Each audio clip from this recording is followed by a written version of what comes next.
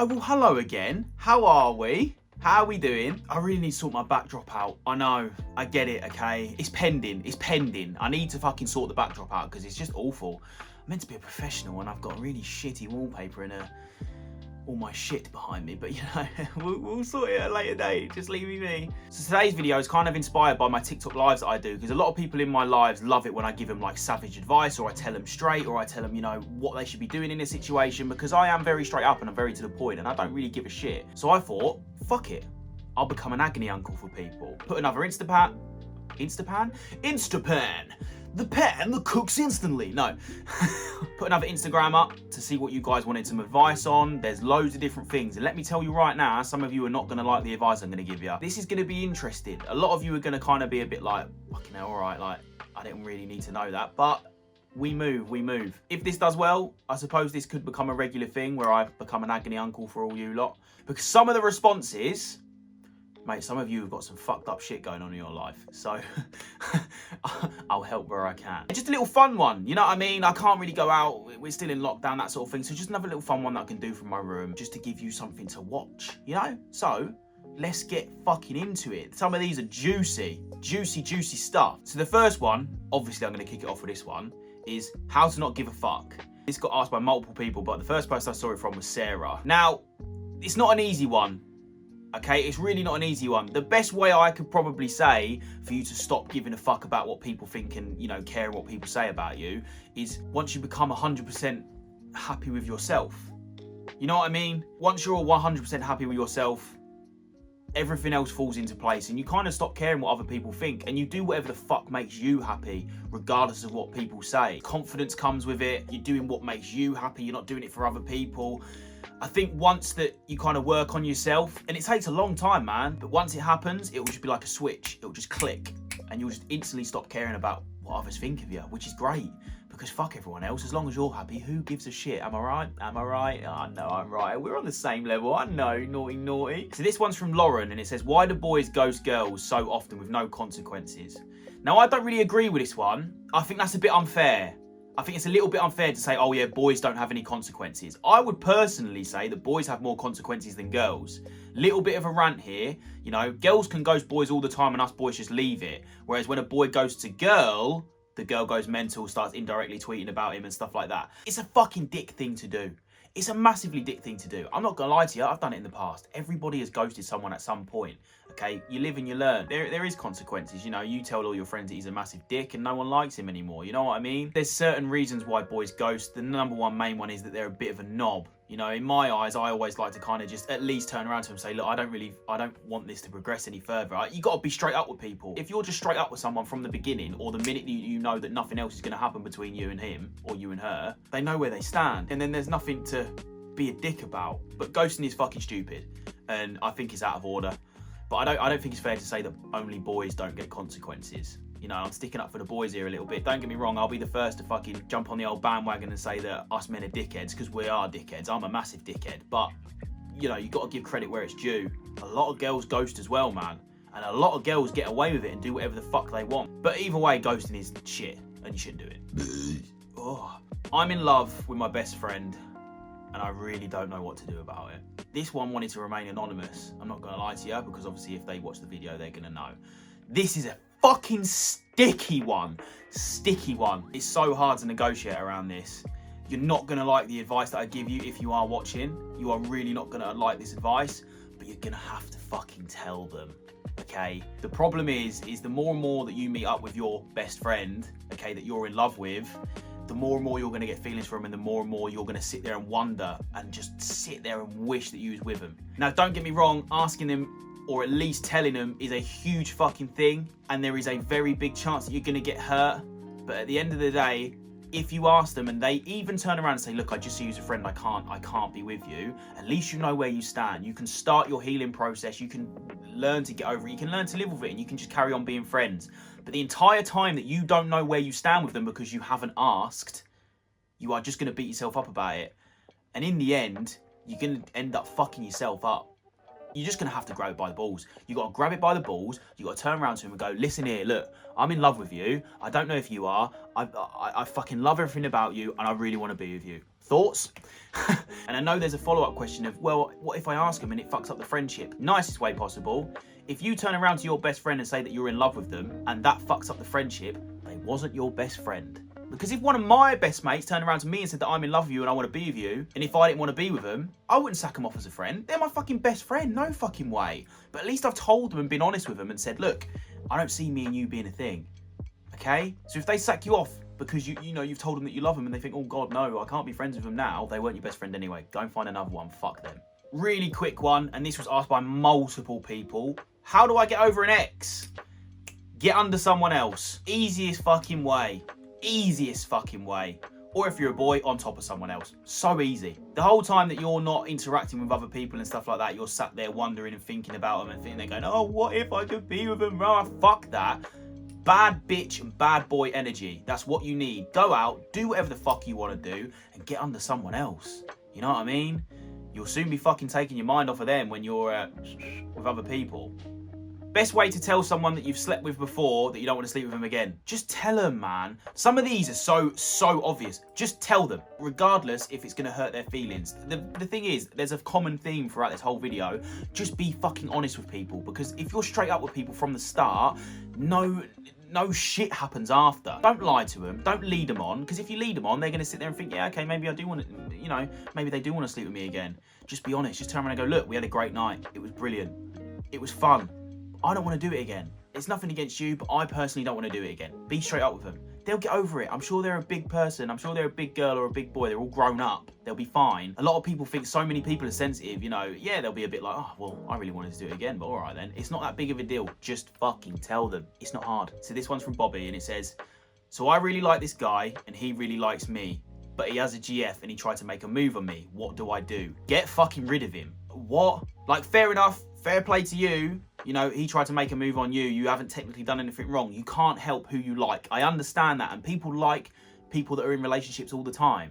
But he's in a fucking relationship. And if he's willing to cheat on his girlfriend to get with you, what's to say that he's not going to do that again if he comes with you? Starting off a relationship with cheating, never a fucking good thing. Because I've done that before. And trust me, it fucking ended in tears. A lot of them. Not mine. Obviously, I don't cry, God. It's never going to work, because you're always going to, tiny weeny bit in the back of your head, going to be sitting there thinking, well, what if he does that to me? I'm his girlfriend now, but he cheated on his last girlfriend to get with me. What if someone else comes along? If he was a real man, he'd break up with his girlfriend, tell her that he doesn't want to be with her, or that he's in love with someone else, or he likes someone else, and then he'd try things with you. Not try things on with you whilst he's got a girlfriend. It sounds a little bit like he wants his cake and he wants to eat it. I'm not going to lie to you. Sounds a little bit like you're going to get fucked over here. He's going to stay with his girlfriend. He's probably going to, you know, kind of try it on with you a little bit, and if you say no, he's going to go back to his girlfriend. Sack him off. He ain't worth it. He's a snake. Disgusting behaviour. So I'm not going to name this one, because I feel like if they find out, then, you know, it's probably not great. But it says, do I talk to my ex who gives me attention, or do I talk to the guy that I like but gives me no attention? Number one, don't talk to your ex. Not a good idea. Not a fucking good idea. It's just going to end in tears, isn't it? They're an ex for a reason, and you need to really fucking remember that, okay? Just because they're giving you attention and you're a bit lonely, stop giving your exes attention. All of you, honestly, this is for all of you. Stop fucking messaging your exes. Stop. Number two, if the guy you like is not giving you attention, he's not for you. If he's not giving you attention, stop giving him attention. You'll come across as needy. You'll be that constant person that's just constantly messaging him, and he'll be sat there like, fuck off, man. I know I would. Yeah, fair enough, you like him. He's giving you no attention. He's giving off the vibe that he doesn't like you. Move on from both. Work on yourself. You don't have to have a boy's attention to be all right. You know what I mean? You're sitting there going, oh, do I have my ex's attention, or do I have no attention off the guy I like? Fuck both of them. Fucking focus on yourself. Bad bitch energy. I've said this before. Focus on yourself. Bit of a lighter note. This one's from Elizabeth. How do I have a couple of drinks without feeling like arsehole in the morning? Drink a load of... Pull up! Before you go to sleep after drinking, down a pint of water, right? I don't care how hard it is and how much you struggle to get that water down you. Down a pint of water, because I feel fucking fresh as a daisy in the morning. If I've been on a proper big session and I've had a few too many beers, I just down a pint of water, and in the morning I just feel so much better and not absolutely comatose and lay until 5 o'clock in the afternoon, order a Domino's and pig out watching Netflix. Water is key. Don't do that whole weird shit where you have one alcoholic drink, one water. That's boring. No one likes that person. Nobody likes that person that drinks water in between alcoholic drinks. You're a weirdo. Just drink a load of water when you get home, or drink a load of water before you go to bed. You'll be absolutely fine. And if you're not, then I don't know what to tell you. You clearly have very, very bad hangovers. So this one was said by multiple people as well. Tips for pulling guys when everything reopens. This is a difficult one, man. This is a difficult one. Because every boy is different. It's like girls, every girl's different. Do you know what I think? Confidence is key. I rate a girl that will come up to me. It's not always the boy's job to go up to girls and offer them a drink and stuff like that. In my opinion, I'm kind of sat there like, well, why should I walk up to a girl and offer them a drink? What have they done for me? Respect is earned, not just given. Same with drinks. Drinks are earned. They're not just given, especially with me, especially when I can be drinking them and not you. Confidence, man. Crack a few jokes. Take the piss out of him a little bit. Us boys love that. We like a girl that can give it back. Match their banter. Don't be shy. Be confident. Even if you're shitting yourself, just put on a brave face. Fucking go for it. Balls to the wall. Get a few drinks down you. Get a bit of Dutch courage down you. You'll be fine. But go up to the boy, say hello, start talking. It's not hard. Oh, another one as well. If you are trying to pull, please never ask for Snapchats. You lot out there need to stop asking for people's Snapchats. Ask for their number. Trust me on this, okay? You will get someone's attention far, far more if you ask for their number than their Snapchat. If you ask for their Snapchat, they're probably sitting there thinking, oh yeah, cool.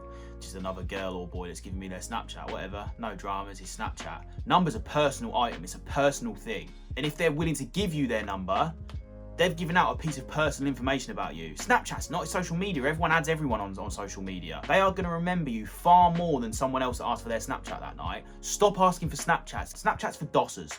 How do I confront a liar/cheater and get them to be honest with me? That's from Sammy. I mean, the thing is, if you've got cold, hard evidence that they're lying and that they're a cheater, they can't really argue. It's kind of like a court case. If you supply all the facts, everything else falls into place. If you're going off of a whim and you don't actually know if they've cheated or whatever, that's when it becomes hard. A liar is always going to lie. You're never going to get them to own up unless you have cold hard evidence against them. I think trusting gut feelings as well and kind of going off of someone's vibe is also a massive thing. Gut feelings are always the one. I'm telling you, your gut feeling's never wrong. If your gut's telling you something's up, it might not be as severe or as serious as you think it was to start off with, but there was still something up. Just trust your gut. You'll be fine.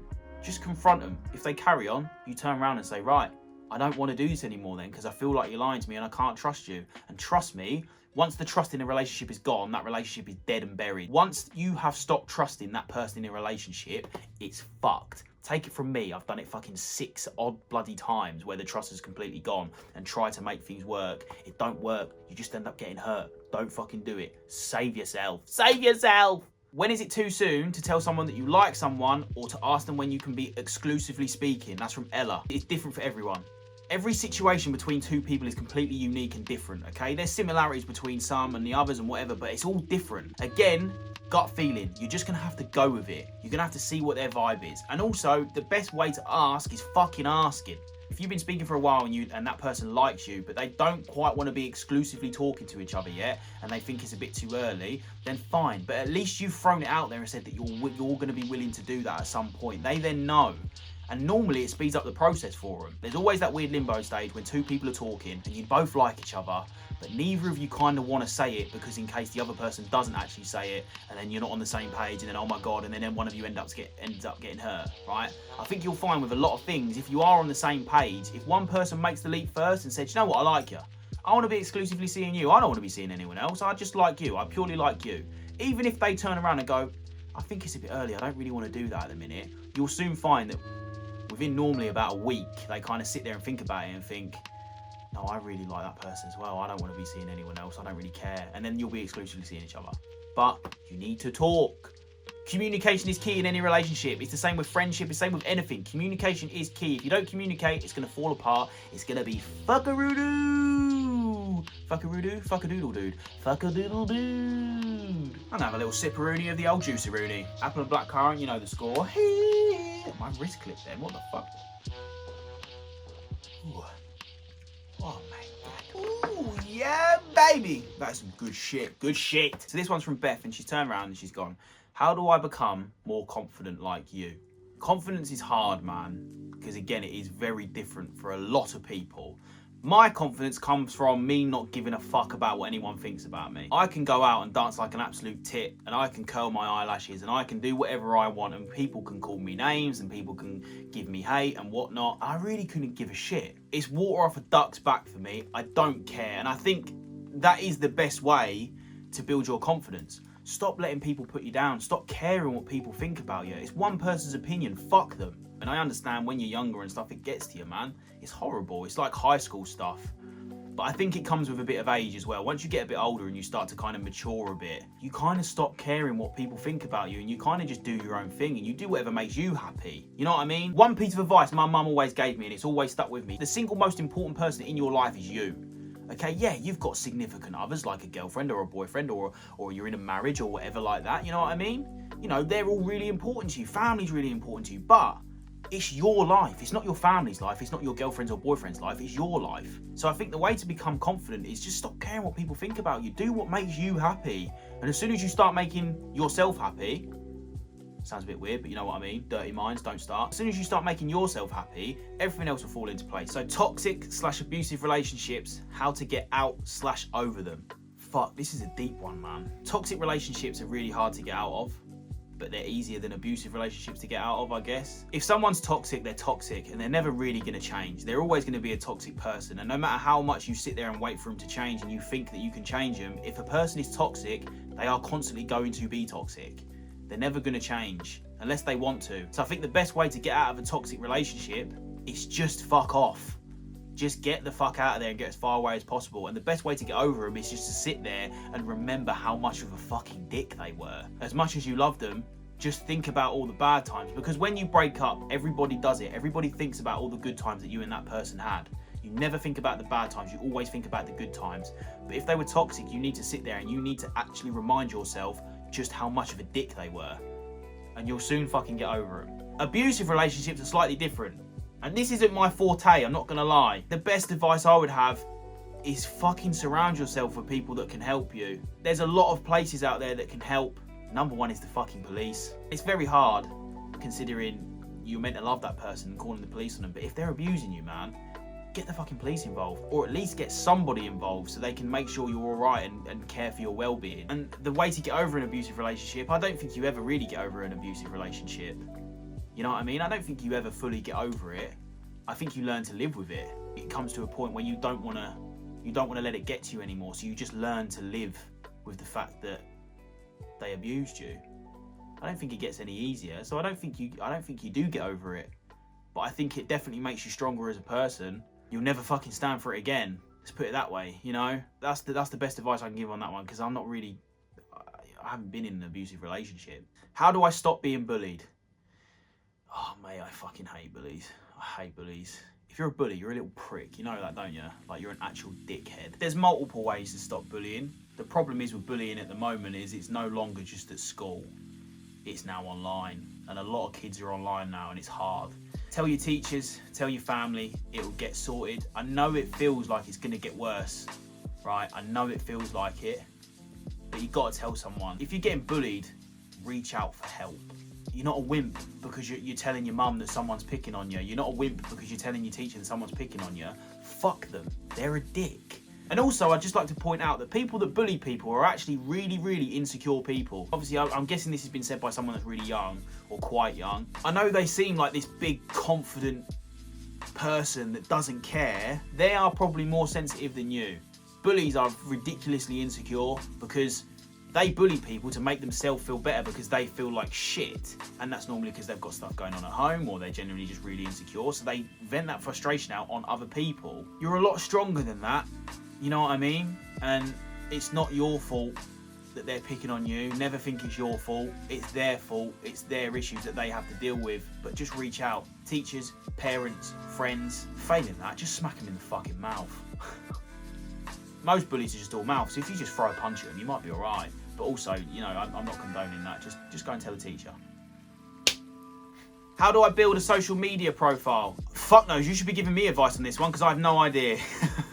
Look, The thing is, just post original content, or as original as you can possibly make it, okay? Nothing on the internet nowadays is fully original. There's always inspiration from different parties and different things, but make it your own.